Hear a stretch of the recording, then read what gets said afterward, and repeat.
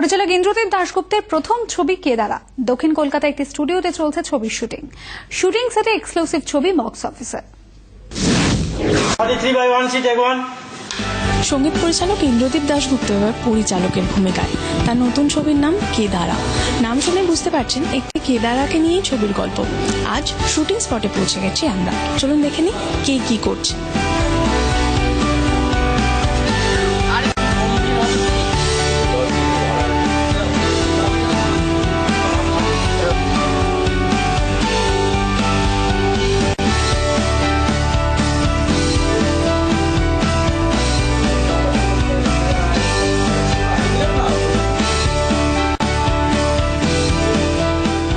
ফাঁকে পরিচালক মহাশয়কে পেয়ে গেছি। ইন্দ্রদীপ দাশগুপ্ত রয়েছেন আমাদের সঙ্গে এবং যেহেতু ছবির নাম কেদারা, তাই তার জন্য একটি বিশেষ কেদারার আয়োজন করা হয়েছে, যা দেখতে পাচ্ছি, তাই তো? কেদারা ছবির সর্বত্র কেদারা আছে। আমিও কেদারা, ছবির মেন চরিত্র কেদারা। রোল। তো কেদারা আছেই আর কি সর্বত্র। ছবি নিয়ে ছবির চিত্রনাট্য লিখেছে শ্রীজাতুদা। বেসিক চিত্রনাট্য আমারই করে দেওয়া এবং বাকি চিত্র বিন্যাস, এক্সটেন্ডেড স্ক্রিন প্লে, ডায়ালগ সব সুজাতুর করা। ছবির মিউজিক নিয়ে কি ভেবেছো? কারণ তুমি যখন ছবি পরিচালনা করছো, মিউজিক তো নিশ্চয়ই সেরকম। হ্যাঁ, তোমাদের প্রশ্ন করার মধ্যেই তো উত্তরটা আছে। তোমরা জানো মিউজিকটা কে করছে। হ্যাঁ, ওই জন্য মিউজিকটা কি ভেবেছো?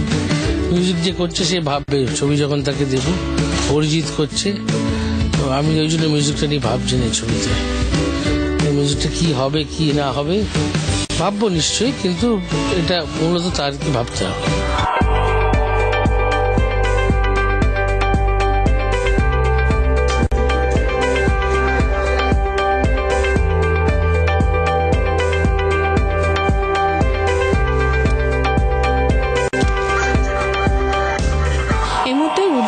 পেয়ে গেছি শুটিং এর ফাঁকে। তার লুকটা দেখেই চিনতে পারা যাবে না তাকে এই মুহূর্তে, আমি যা দেখতে পাচ্ছি। আমি চিনতে পারিনি প্রথমে, ভেবেছি কে প্রথমে চিনতে পারেনি। যে চরিত্রটা জন্ম দিয়েছেন পরিচালক, তার নাম হচ্ছে কেষ্ট, যে চরিত্রটা আমি করছি।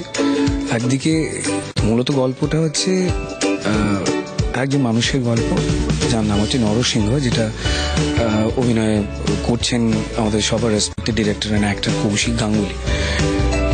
নরসিংহর একমাত্র বন্ধু হচ্ছে কেষ্ট, যে নরসিংহ বাড়ির কাছেই তার কাবাডির দোকান আছে। কাবাডিওয়ালা মানে হচ্ছে যারা পুরোনো আসবাবপত্র, জিনিসপত্র, ঘর থেকে ফেলে দেওয়া মালপত্র যারা দোকানে বিক্রি করে।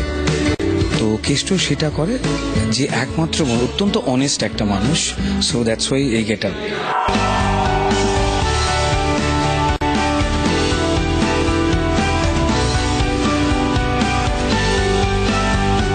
এই কেদারা শব্দ আমার চরিত্র এই দেয়ালটার মতো পুরনো, নষ্ট হয়ে গেছে, নোনা ধরে গেছে, এরকম একটা চরিত্র। এবং ইন্দ্রদীপ দাশগুপ্ত খুব চমৎকার ভেবেছে। থেমে যাওয়া ঘড়ির মতো বলা যেতে পারে, সময় থমকে গেছে একটা মানুষের জীবনে, এবং খুব ইন্টারেস্টিং একটা, খুব সুন্দর। এবং আমার মনে হয় ইন্দ্রদীপ বাড়িতে ওর সন্তান রয়েছে, দুটি কুকুর, এবং বাপি বলে এক সহকারী ভাই রয়েছে, অনেকে রয়েছে।